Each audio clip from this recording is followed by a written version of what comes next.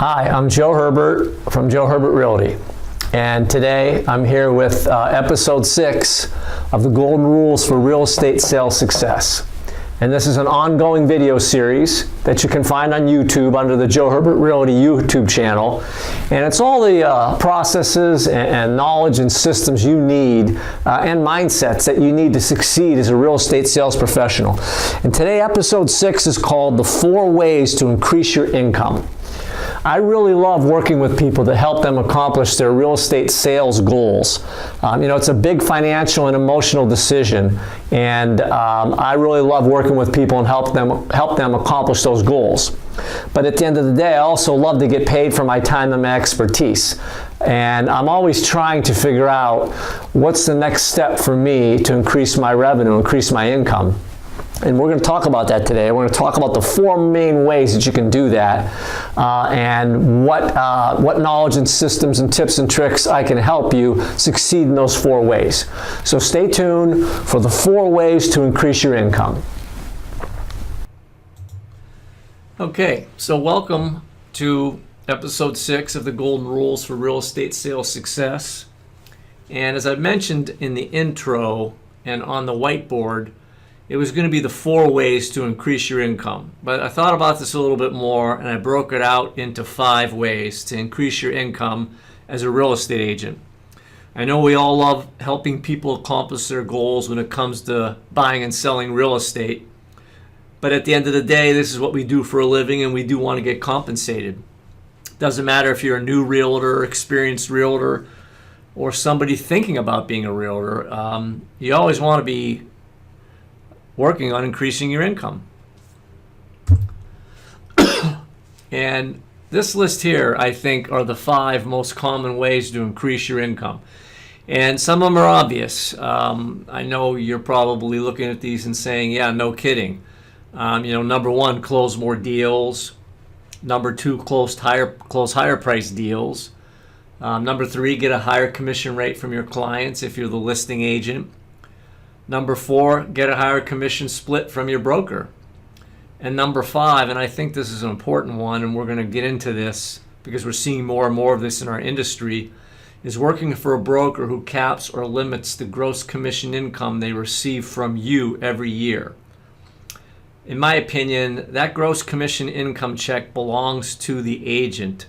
The agent is the one who does the work. That is your money. And today, brokers are under a lot of pressure because of technology, artificial intelligence, and eventually blockchain technology. There's going to continue to be downward pressure on the amount of money brokers are taking from their agents because there's going to be downward pressure on commissions that buyers and sellers are paying. So we're going to talk about these in detail.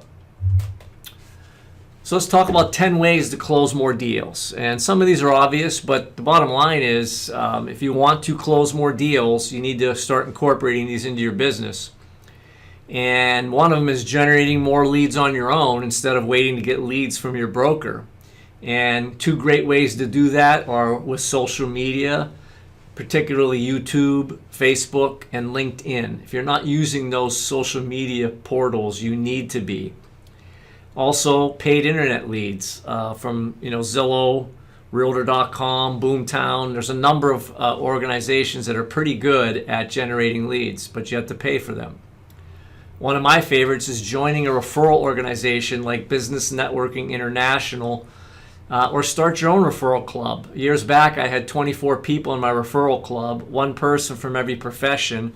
We met every other week, and our goal was just to give each other referrals, and it worked great. Join a service organization like Rotary, Kiwanis, Lions Club, Young Area Professionals. Get involved with your church. We're in a people business. We're not in a property business.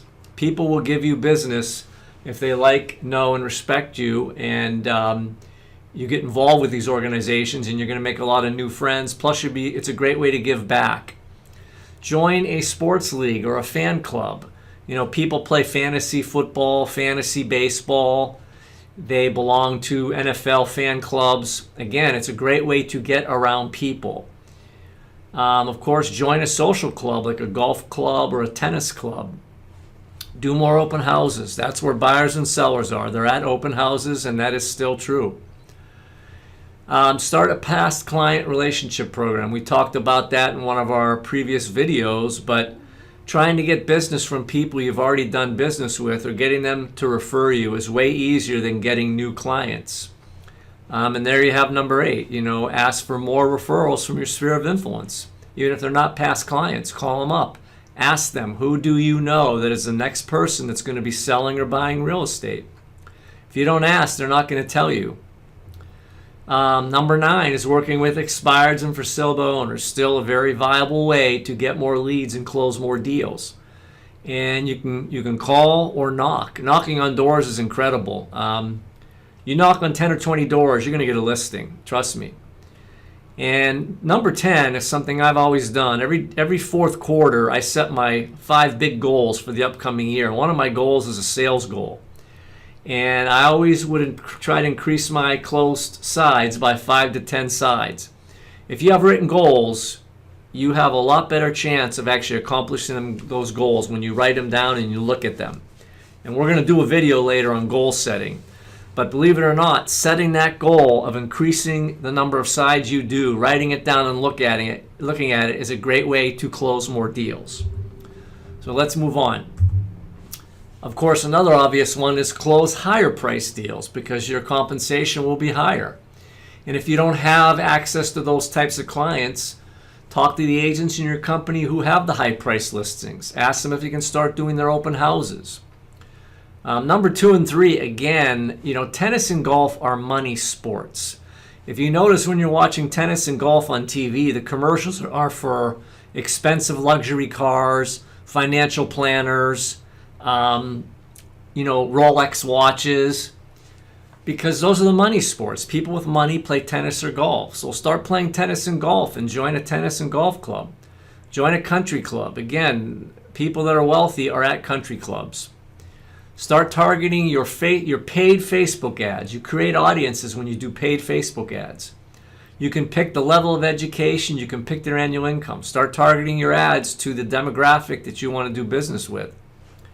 Again, call or knock on the doors of the expensive expired listings and the expensive FSBOs. Number 6, this is an interesting one. Move to the neighborhood where the homes are that you want to list.